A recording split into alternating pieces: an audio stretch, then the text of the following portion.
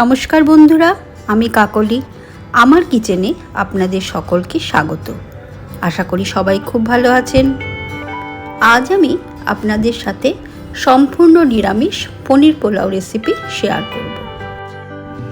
বাচ্চারাও কিন্তু এই পনির পোলাওটা খুব আনন্দ করে খাবে। আমি খুব সহজভাবে রান্নাটা করেছি, আশা করি আপনাদের সকলের খুব ভালো লাগবে। তাহলে চলুন এবার আমরা পনির পোলাওটা বানিয়ে ফেলি। পনির পোলাও বানাবার জন্য আমি 300 গ্রাম বাসমতি চাল নিয়েছি।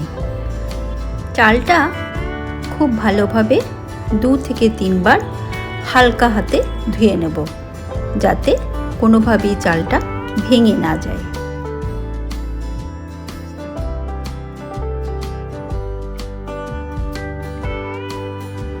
ধুয়ে নেওয়া চালকে জল দিয়ে আধ ঘন্টা ভিজিয়ে রেখে ঝরঝরে ভাত বানিয়ে নেব।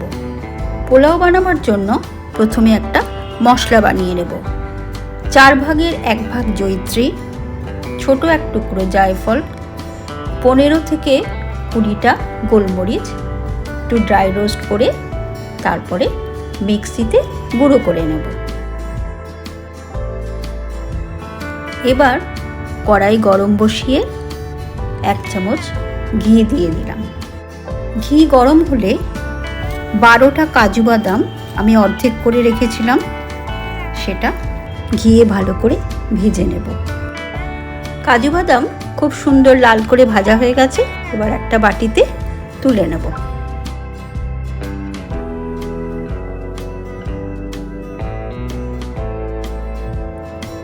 ঠিক এইভাবে ভেজে নিয়েছি। এবার ঘিয়ের মধ্যে 2 চামচ সাদা তেল দিয়ে দিলাম।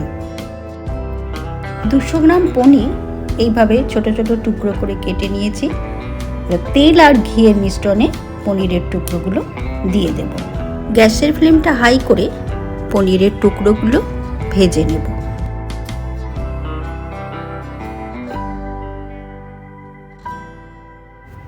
পনির খুব সুন্দরভাবে ভাজা হয়ে গেছে।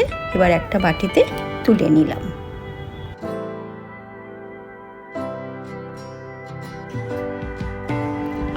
আবারও কড়াইতে 2 চামচ সাদা তেল দিয়ে দিলাম।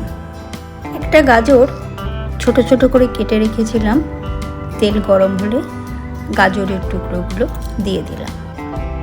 10টা বিনস ছোট ছোট করে কেটে রেখেছিলাম, সেটাও দিয়ে দিলাম। হালকাভাবে একটু ভেজে নিলাম।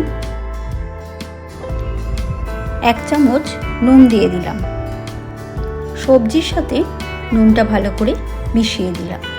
গাজর আর বিনস একটু নরম হয়ে গেলে অর্ধেক ক্যাপসিকাম ছোট করে কেটে রেখেছিলাম, সেগুলোও দিয়ে দিলাম। অল্প একটু ভেজে নিলাম। গ্যাসের ফ্লেমটা অফ করে দিলাম। ভেজে রাখা সবজি একটা বাটিতে তুলে নিলাম।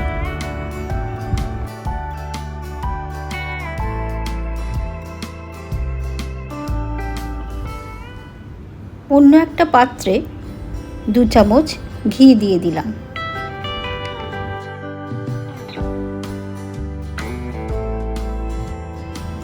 ঘি গরম হয়ে গেলে 1 টুকরো দারচিনি দিলাম, 4টে ছোট এলাচ দিলাম আর 5টা লবঙ্গ দিলাম।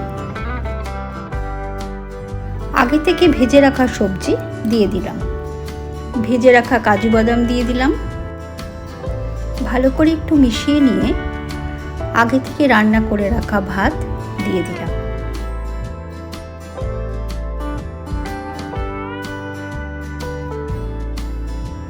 ভাতের সাথে সবকিছু ভালোভাবে একটু মিশিয়ে নিলাম।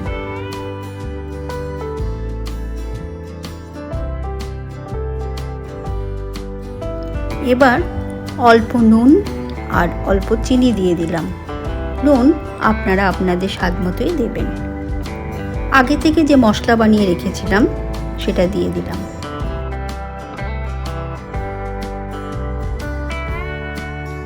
ভাতের সাথে সবকিছু ভালোভাবে মিশিয়ে নিয়ে এবার ভেজে রাখা পনিরের টুকরোগুলো দিয়ে দিলাম।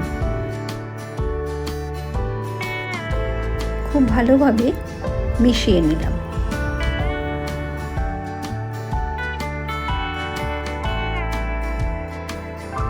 পনির পোলাও একদম তৈরি হয়ে গেছে। গ্যাসের ফ্লেমটা অফ করে দিলাম। এবার একটা প্লেটে তুলে নেব।